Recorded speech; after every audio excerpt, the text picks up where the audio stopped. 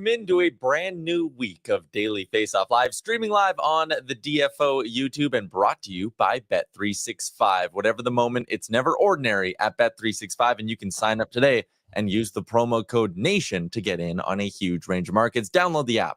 Frank Saravalli and Tyler Remchuk with you to giddy up and get going on a big week, and it comes off what was a busy weekend around the NHL as well, Frank. Also, I know we like to start with a little personal thing. A nice win for your Eagles yesterday, too. Dude, Saquon Barkley, 255 yards. Are you kidding me? Let's go. So a 255-yard rushing game. What's that? Is that like a 4-goal game in hockey, I think, right? I think it's more than that because the NFL record is 296, and that was the 9th all-time rushing game in the 100-year history of the NFL. I mean, and think about it. It's also coming against... or coming at it, think about the different eras of NFL, right? Like when they only ran the ball for a period of time. 296, crazy. Yeah, that is absolutely bananas, Frank. Jaw was on the floor watching that. Jaw was on the floor this weekend when the St. Louis Blues made quite the change. They're switching things up behind the bench, firing Drew Bannister in order to hire Jim Montgomery. For Bannister, his head coaching career with the St. Louis Blues really lasts just 22 games. He was an interim at the beginning of last year, got the full-time tag over the summer, but at the quarterway mark of the year, the Blues wanted to make a change. And maybe what was not surprising about this, but Doug Armstrong very blunt in saying, like, this is because Jim Montgomery was available. Yeah, I love that he didn't pull any punches here. We all know why you made the change. Just say it. And he did. He basically said we had a unique opportunity here to bring in someone who, no offense to Drew Bannister, is a better coach, has won a Jack Adams. And I think one of the real keys here is familiarity. It's familiarity with Doug Armstrong and trust. It's familiarity with some of the players. He was just there a few years ago. And also familiarity with the rest of the staff. Like, this is someone who's going to be able to come in and be a turnkey change to what the St. Louis Blues would like to accomplish. He gets a 5-year deal. Certainly toward the top end of the NHL spectrum in terms of a commitment that the Blues make to him, which makes sense. If you think you're getting a coach that good, lock him up for as long as you can. And now moving forward, I think the big question is, how different will the Blues look? Can this team be a lot better than they've shown? Yeah, and I mean, Brian is in the chat and says, did Bannister take the fall for a mid-roster, not his work? I mean, I even struggled to say Bannister's taking the fall for the mid-roster. Bannister, again, to go to what Doug Armstrong said, he's out of a job simply because Jim Montgomery was available just 5 days after the Boston Bruins let him go. And you look back, Frank, Bleacher Report put together a nice graphic of the last 3 coaches the Bruins have dismissed. 7 days, 8 days, and 5 days. They get hired after the Bruins fire them. Does that say anything about maybe the Bruins? I think a little bit. That first off, they have really high expectations, and 2, they've had some really good coaches. I mean, Bruce Cassidy, 8 days on the market, goes to Vegas and wins a Stanley Cup. Claude Julien, oddly enough, joins Jim Montgomery now on the St. Louis Blues bench. If you didn't realize that he's there as an assistant coach, which a lot of people didn't this year, certainly an interesting sort of combo in terms of experience that they have. So the Bruins, I still think they're going to find a way to turn it around. I'm really not as convinced on the Blues because to your point, to the comment in the chat, I think this is not a roster ready to compete for a Stanley Cup playoff spot. Yeah, and one thing that I found interesting over the weekend and kind of the aftermath of this was it was pointed out Pavel Buchnevich's post-game press conference the other day. Let's take a listen. Which you did well in the third period. What do you like about your push there? We changed the breakout and we started playing there. At least we got the speed on breakout. When we dump the puck, every time we dump the puck, first period, and then we get the puck back and we just chasing puck around. As soon as we change the breakout, at least we enter the zone with the speed and we can for checking. Again, like, you don't hear players that often be as blunt as Buchnevich is, saying, like, we changed the breakout and we started playing better and playing with speed. So when you hear that, and, you do look at their roster, if they get a little bit better goaltending, Robert Thomas, Jordan Kyrou, Buchnevich, there is talent there. Do you think Jim Montgomery can maybe give them a bit of a jolt here? Or is the roster, as you kind of said, just a little bit too mid? I think it's a little bit too mid, but I think they can get a jolt. I think there is enough talent there to play better than they've shown. Can they be an 85 to 88 point team? Yeah, I don't think that's unreasonable unreasonable by any stretch of the imagination, but go through the playoff teams that are in spots right now. Who are the St. Louis Blues knocking out? I think they're technically behind Utah Hockey Club on points percentage, and they're without 2 of their top 4 defensemen, and they've had a bit of a goaltending crisis in net. The Colorado Avalanche are about to take off. The Dallas Stars have surprisingly, I don't want to say scuffled a bit, but they haven't been as good of late, and the Wild really haven't shown any signs of letting up, let alone the Jets. Where's the path forward for the Blues this year?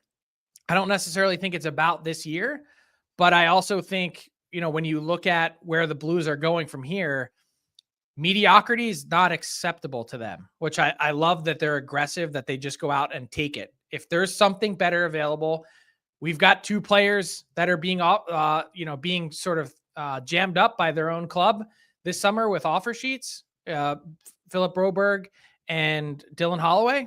Hey, we see a tough situation. We're going to use it to our advantage.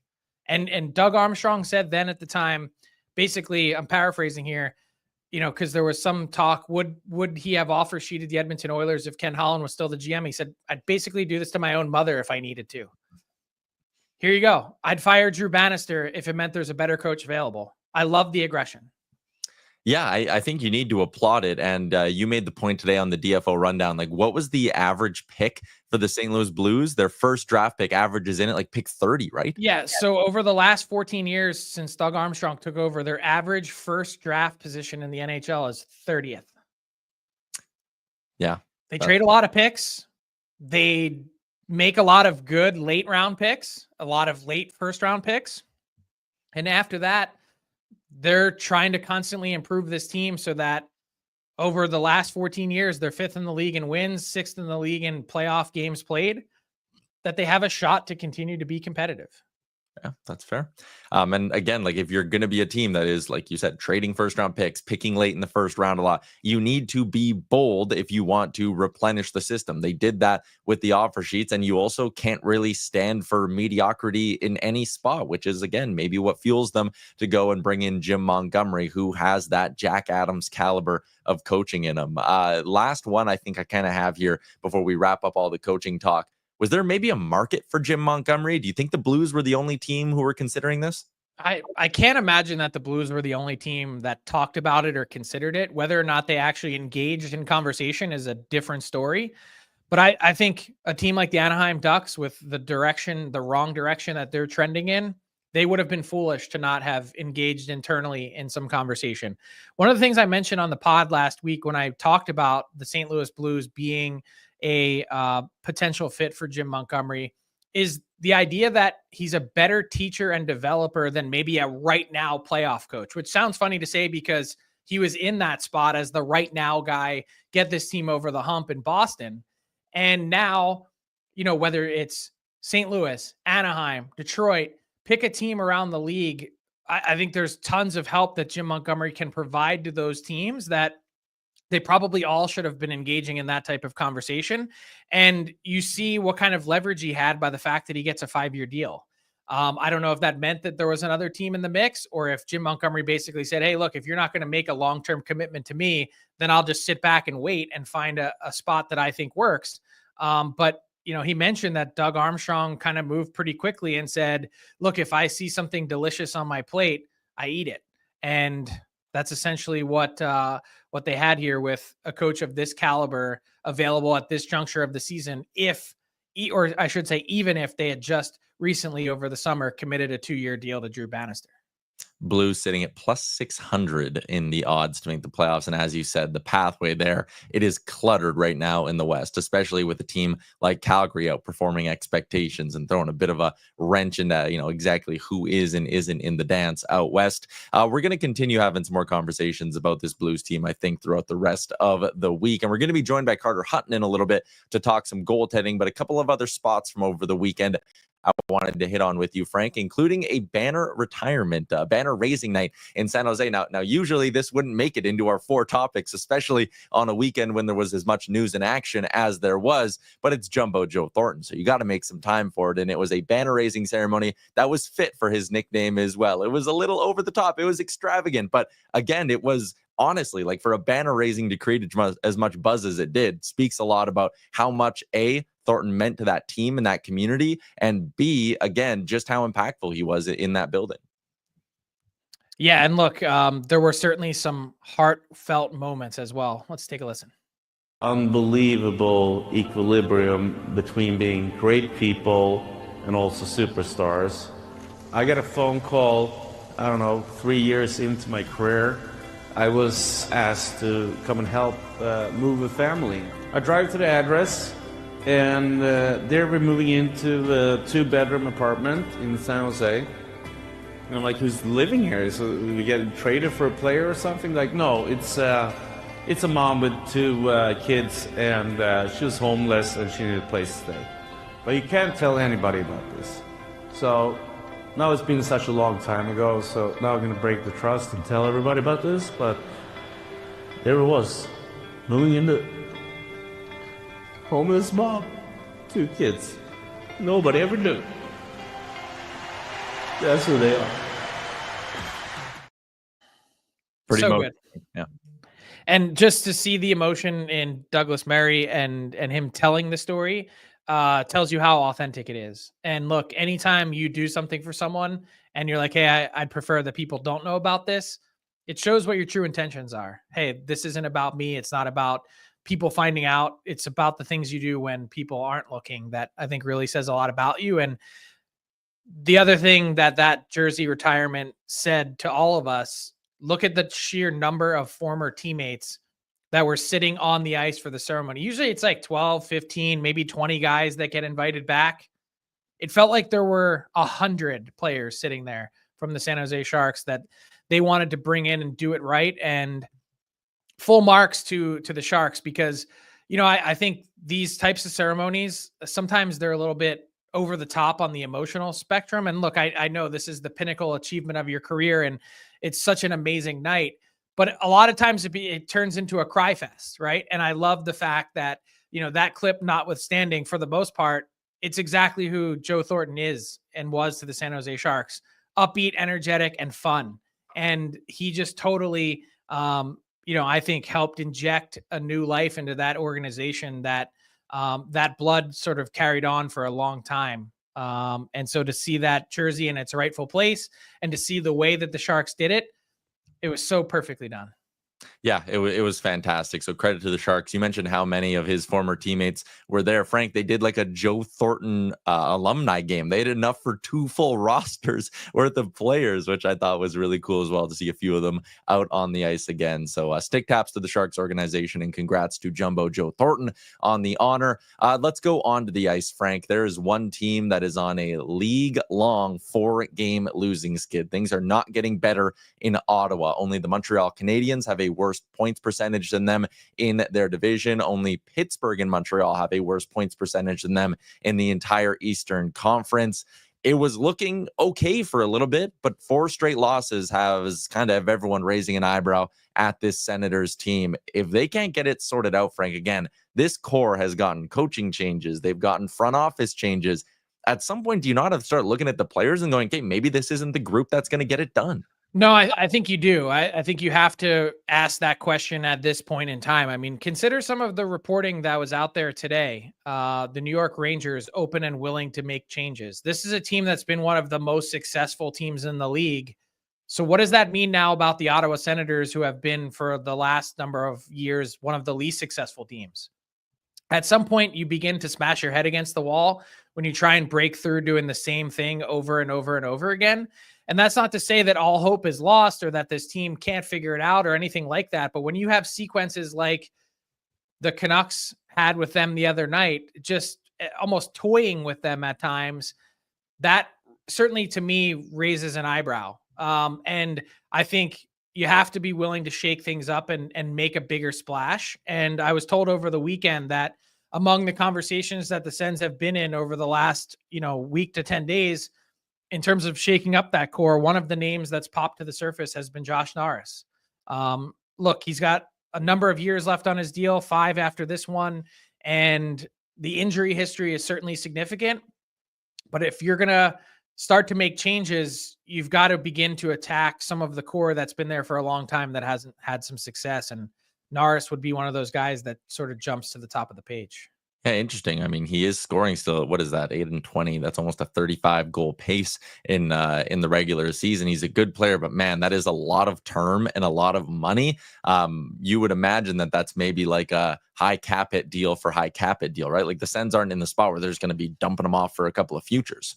Yeah, I don't know. That's not the plan at all. I think it would be to go out and see if you can acquire some other players and some kind of forward swap that might just give your team a different look. The tough part is, I don't know how much value someone like Josh Norris has for a lot of the reasons that you mentioned. Not that he doesn't have value. It's just, what are you going to get that's going to help improve this team right in the here and now? And I think if the Sens are going to want to truly, authentically make changes, they're going to have to look deeper into their core and really begin to tinker with the chemistry. Yeah, and hey, I mean, they also made a couple of big splashes this offseason. Like, we got a comment in here, Chychrun would have been a big piece to move. Whoops. Yeah, I mean, you make that swap for Nick Jensen. They also went and got Linus Ullmark. That's not exactly working out so far early in the season. So definitely a lot of question marks around that Senators team right now. And let's maybe keep the goalie conversation going. That's a nice segue to the big segment today. It's the Blue Paint with Carter Hutton.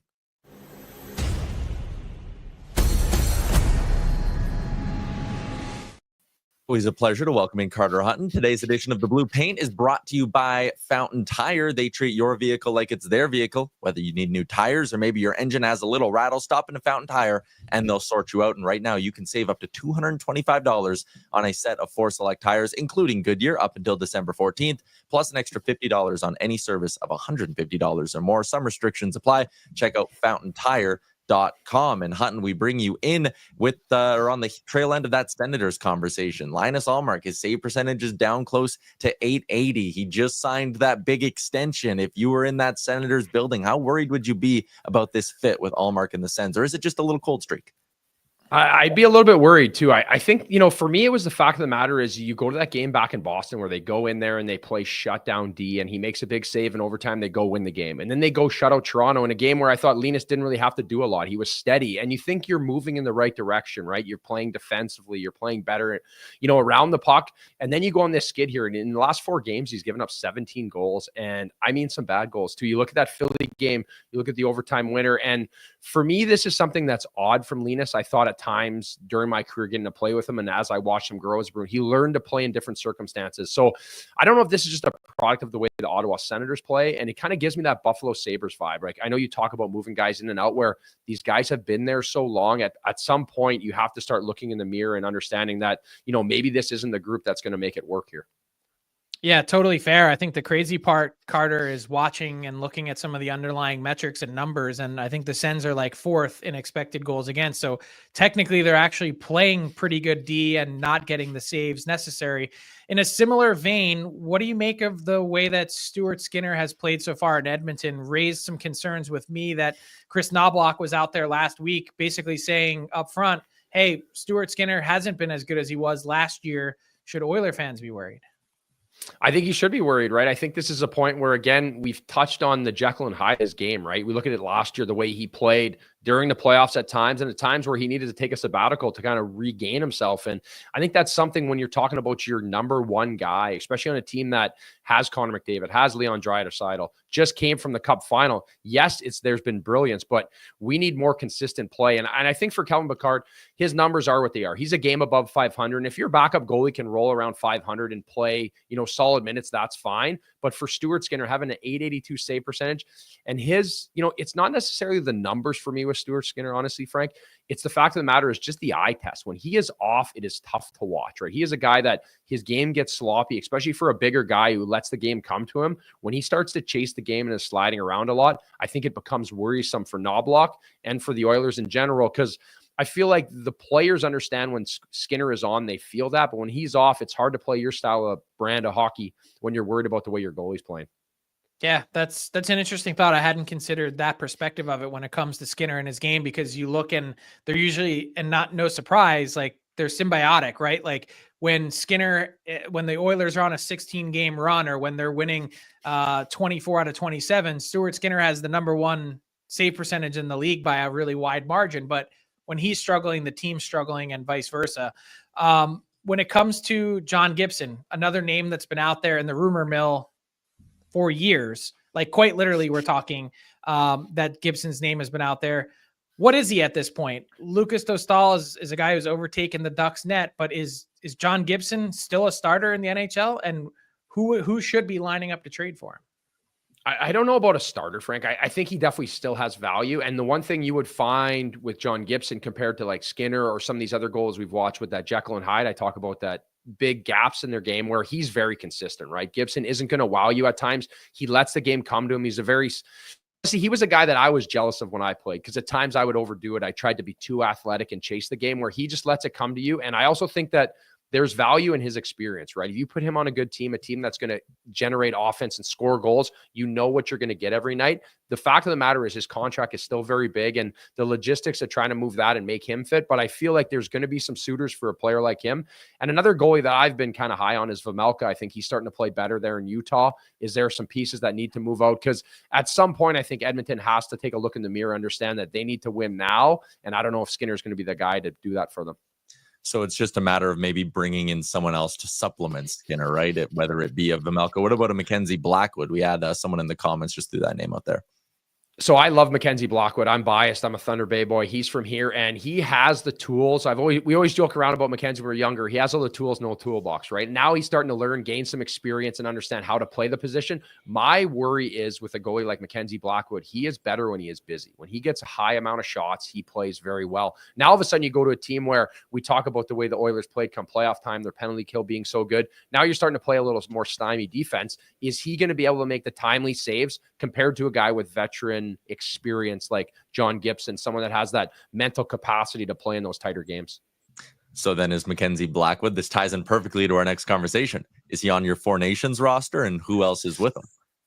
I would put Mackenzie Blackwood more as a long shot for the Olympic team than right now. I think he still needs some growth in that, where I think right now in a tournament like that, you have to still have on there, I think Skinner's playing his way off of it. Jordan Binnington, he hasn't been great. Aiden Hill, but they have that recent time of, having success. I also think of a guy like you talk about Cam Talbot, Joey Decourt, these goalies that have put their name in the hat, especially in a short tournament like this. There's only going to be a few games. You're going to need someone that can go in there and have the capacity to handle these kind of situations, right? But I also feel like years past when we had Canadian goaltending, and the situation, we defended so well, right? We look at what Carey Price did. They didn't give up a lot of chances, where I think this is going to be a different tournament. There's going to be a lot of chances because Canada isn't the juggernaut it used to be. So you're going to need a guy that can play well, but also be able to manage the moment. So what would you say about someone like Logan Thompson, for instance, who's played really well this season in Washington? Yeah, I think he's a guy that stays in your radar, right? He played some good, valuable minutes last year for Vegas, but I also think that I just get worried. The fact of the matter is he hasn't been in that big stage yet, right? But I also feel like you need a guy that's streaky at the right time. So I definitely think you can put him in there. But for me right now, you just hope that you get one of these guys that have some experience to play well at the right time, because this is going to be a bit of an overwhelming tournament, I think, for a player like Mackenzie Blackwood or Logan Thompson on this big stage. So last one for me. If you're talking about experience, and I don't know why he hasn't been mentioned more, but why wouldn't Team Canada consider someone like Marc-Andre Fleury as the third guy?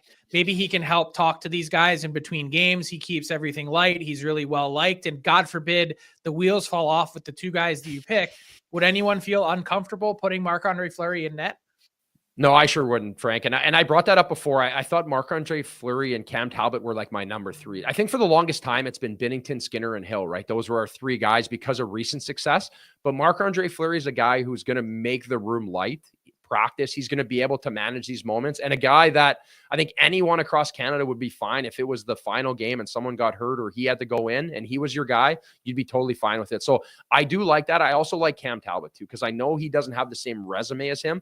But at this point, Cam Talbot has the capacity to go in there and play and be in those situations. So those are two guys I look for in that number three situation. And they're a guy that if they aren't starting, they're not going to be undermining anyone. They're going to be there for the benefit of the team and do whatever they can to try to help this team win. So if you had to name three right now, because I mean, they got to do it in like 8 days or whatever, who would, because it's got to project too. Like you can pick the hot hand now, and then there's 2 more months of NHL hockey to watch. Who would you pick if you had to pick your three? I think right now, like gun to my head, this is a tough one because there is so much time, but I'm going to go with Binnington, Hill, and I am going to go off the board with Fleury. I just think a guy like that has a chance to go in and play there. And I also think there's just so much value in having a player like that who has experience, and his, what he does for the game on and off the rink, I think is invaluable for Team Canada. The Blue Paint brought to you by Fountain Tire. Carter, always appreciate your time, man. Thanks for doing this. Thanks, guys. Thanks.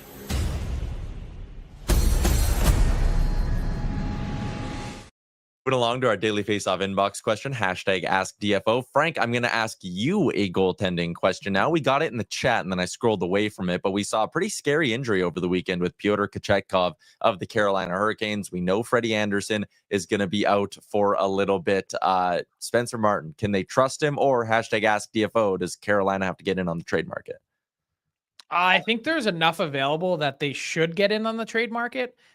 What I would question is their willingness to do so, because they haven't really placed a ton of value, whether it's in salary or whether it's in acquisition or whatever it might be, on the goaltending market in general. And look, Kochetkov will be back in hopefully relatively short order. Rod Brindamore said today, of course, any concussion, tough to put a timeline on it. Some guys recover quickly, some guys take a while.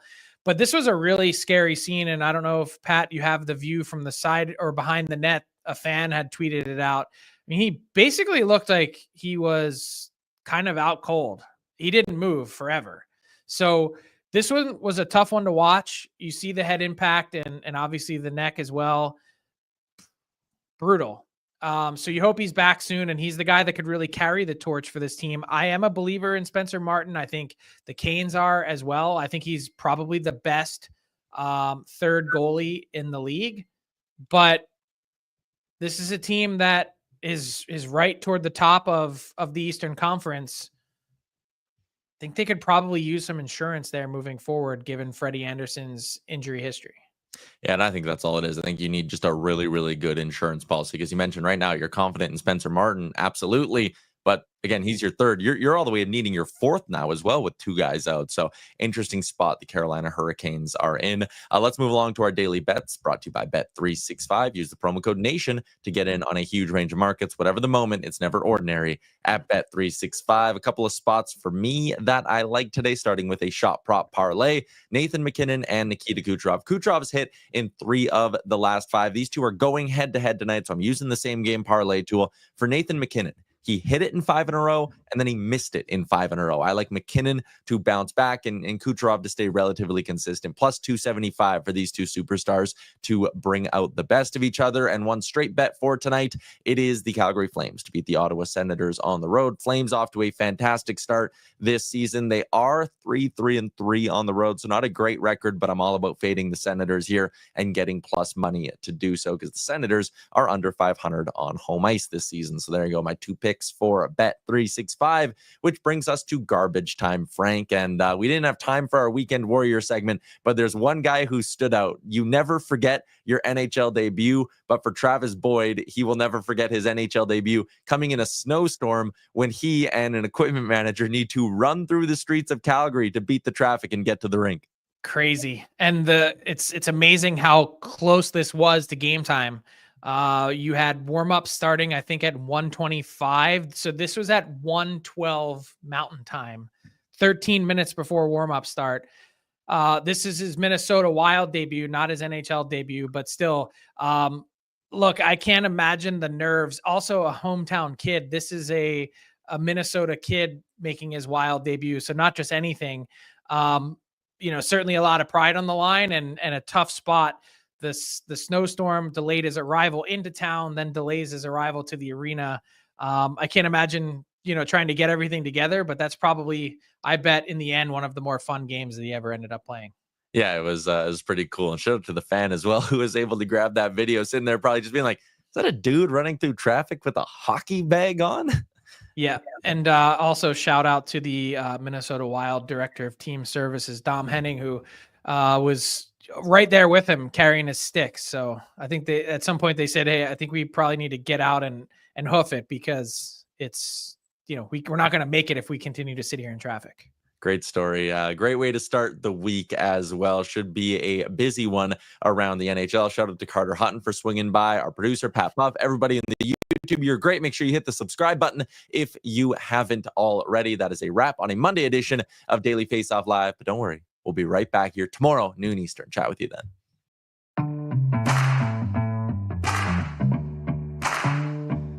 What's up, hockey fans? If you enjoyed that video, then you're going to want to hit the subscribe button to not miss any of our content. From daily live shows with Frank Saravalli to analysis from former NHLers to exclusive interviews with some of the biggest names in the hockey world on Frankly Speaking. You're going to want to hit that subscribe button and stay up to date with everything going on in the hockey world.